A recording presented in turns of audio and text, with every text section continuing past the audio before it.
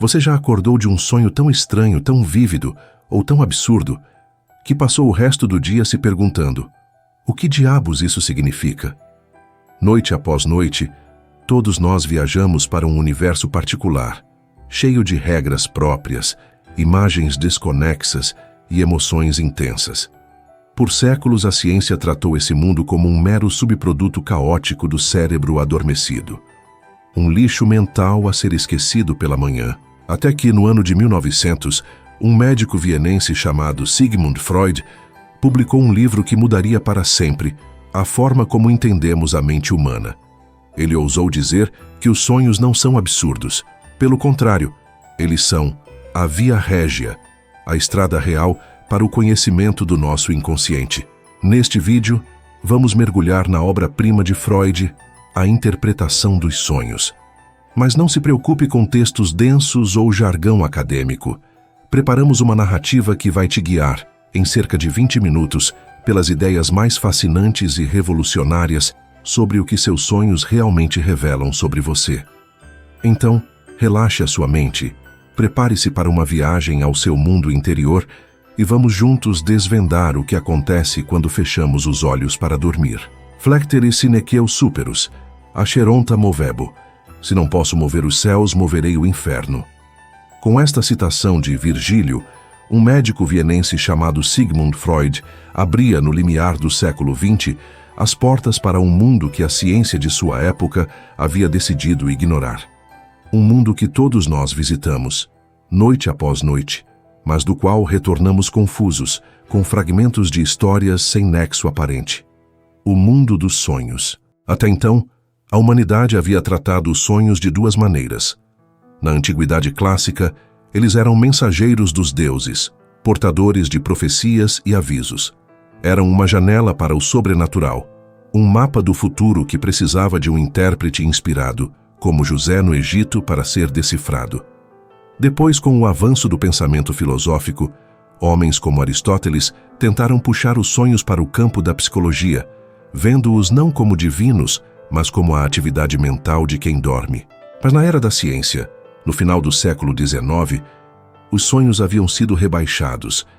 Eram vistos, na melhor das hipóteses, como o resultado caótico e inútil de estímulos puramente físicos, um ruído na rua, uma indigestão, a posição incômoda de um membro durante o sono. Tudo isso, diziam, provocava reações aleatórias em um cérebro parcialmente adormecido. Os sonhos eram como os sons desconexos produzidos por dedos inexperientes que passeiam ao acaso sobre as teclas de um piano. Eram espuma, Traume sin Schäume, um subproduto sem valor da nossa fisiologia noturna.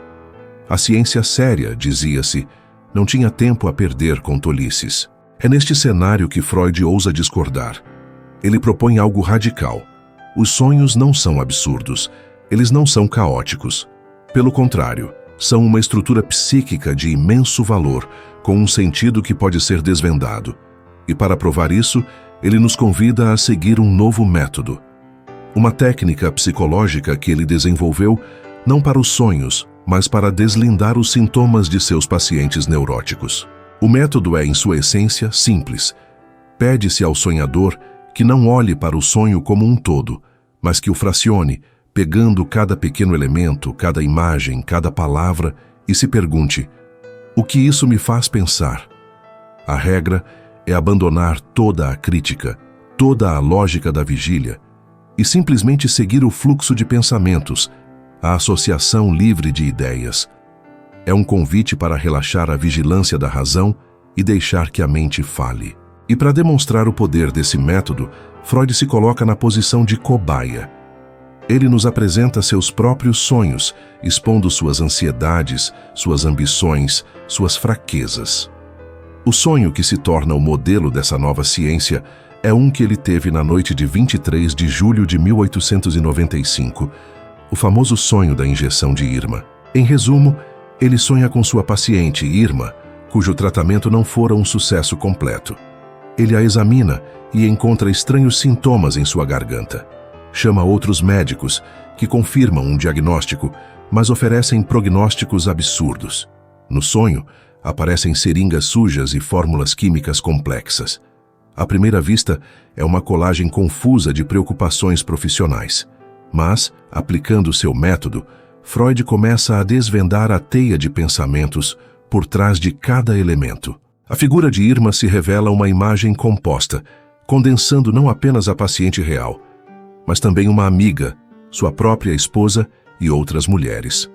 O diagnóstico de difteria no sonho o leva à lembrança da doença de sua filha. A seringa o faz pensar em um amigo querido que morreu pelo uso indevido de cocaína.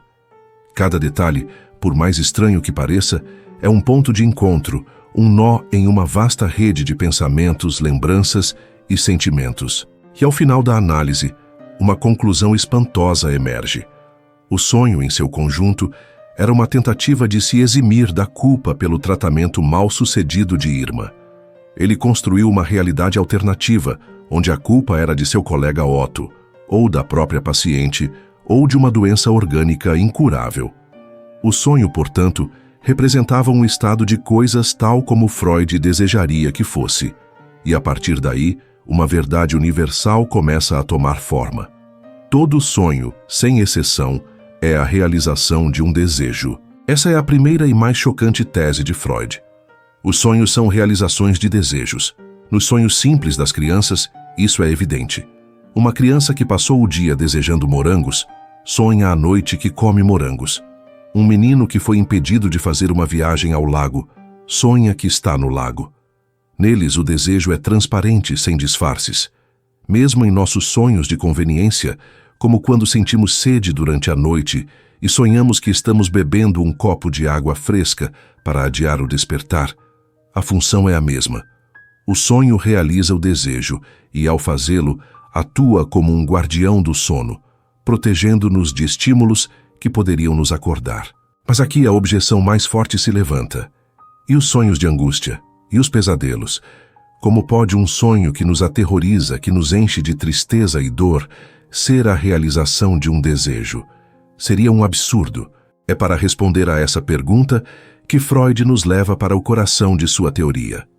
Ele nos pede para fazer uma distinção crucial entre o conteúdo manifesto do sonho, aquilo que lembramos ao acordar, e os pensamentos latentes do sonho, o vasto material inconsciente de desejos e ideias que lhe deu origem.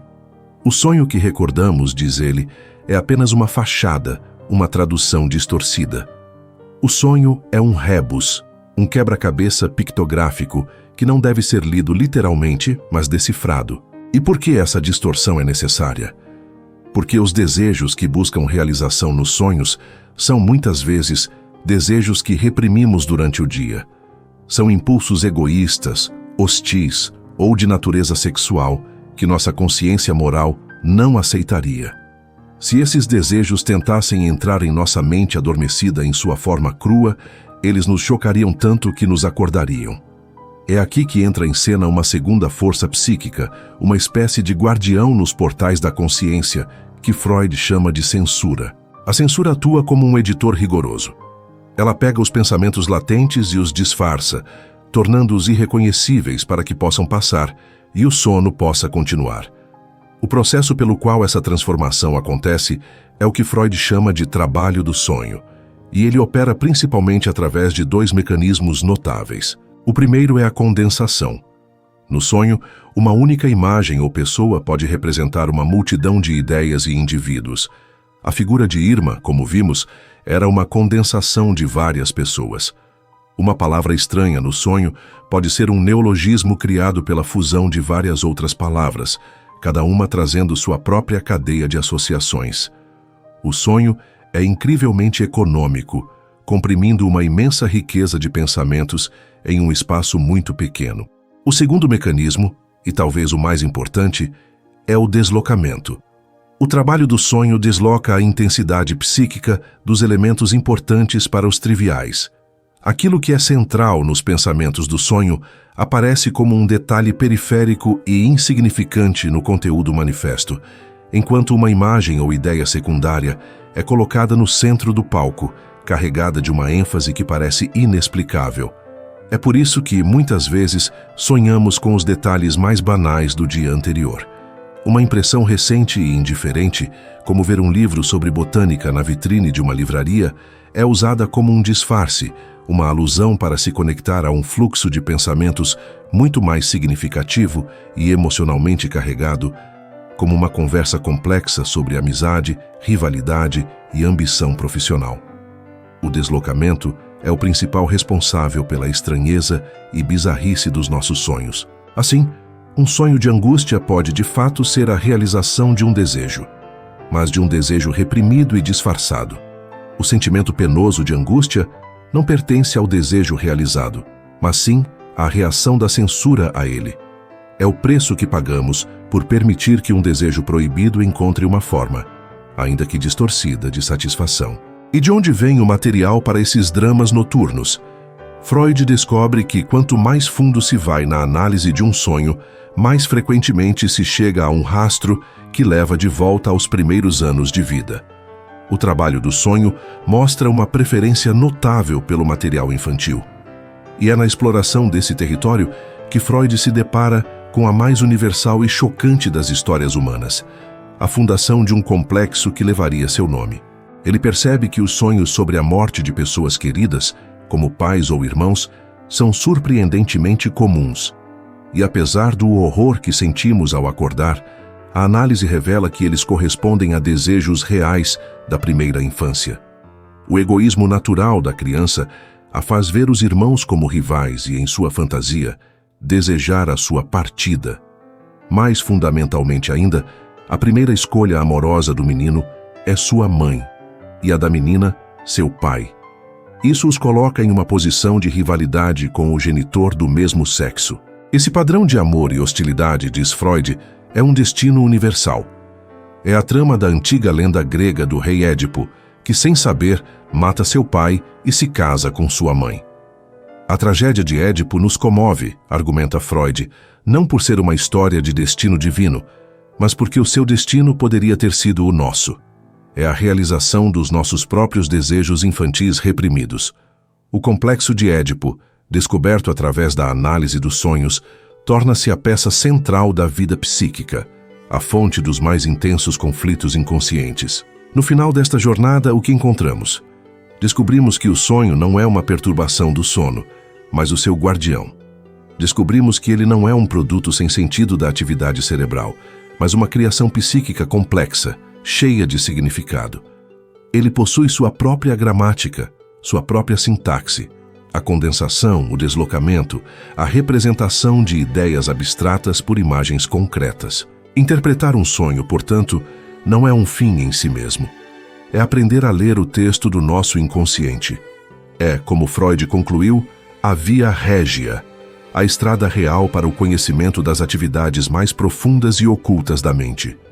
Ao abrir essa porta, ele não apenas deu sentido aos nossos sonhos, ele transformou para sempre a maneira como entendemos a nós mesmos, revelando o inferno, o Acheron, de paixões, memórias e desejos que se agitam sob a superfície de nossa vida consciente. E ao fazê-lo, moveu não apenas o inferno, mas também os céus do conhecimento humano. E assim, chegamos ao fim da nossa jornada por a interpretação dos sonhos. Vimos que para Freud, por trás de cada sonho, por mais simples ou angustiante, existe um desejo buscando se realizar. Um desejo que, muitas vezes, precisa se disfarçar e se distorcer para enganar a censura da nossa própria mente. Essas ideias não apenas fundaram a psicanálise, mas se infiltraram em toda a nossa cultura, mudando a forma como a arte, o cinema, a literatura e, principalmente, nós mesmos nos enxergamos. O sonho deixou de ser um fantasma da noite para se tornar uma mensagem cifrada de nós para nós mesmos. A grande questão que fica é: e você? Como vai olhar para os seus sonhos a partir de agora?